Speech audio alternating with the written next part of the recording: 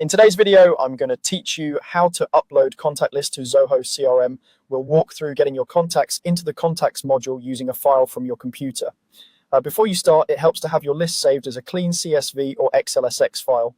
Use one row per person, include clear column headers like first name, last name, email, and phone, and remove duplicates or empty rows. If your data includes special characters, saving the file in UTF-8 encoding can prevent odd symbols after import. Begin by opening your browser and going to crm.zoho.com. Sign in with your organization's account so you have access to the sales tools.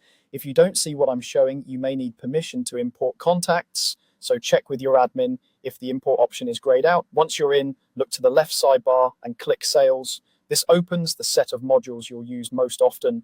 From there, choose Contacts. You should now be in the Contacts module where you'll manage and view people tied to your deals and accounts.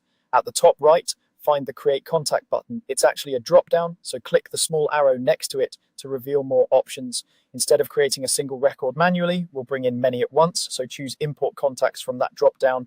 In the Import window, select the option to add contacts from File.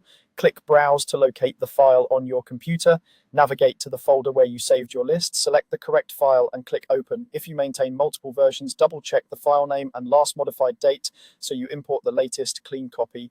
Make sure the first row contains your headers. This helps Zoho automatically recognize fields like email or phone.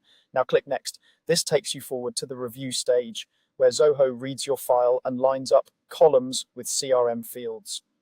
Take a moment here to ensure names, emails, and phone numbers map to the right places, that text isn't going into number fields, and that dates look correct.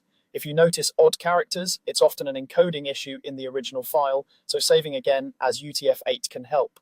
If your organization enforces unique emails, confirm that the email column is correctly identified to avoid duplicates. That's it for the core workflow. You've navigated to Contacts, opened the import flow, selected your file, and proceeded to the mapping review.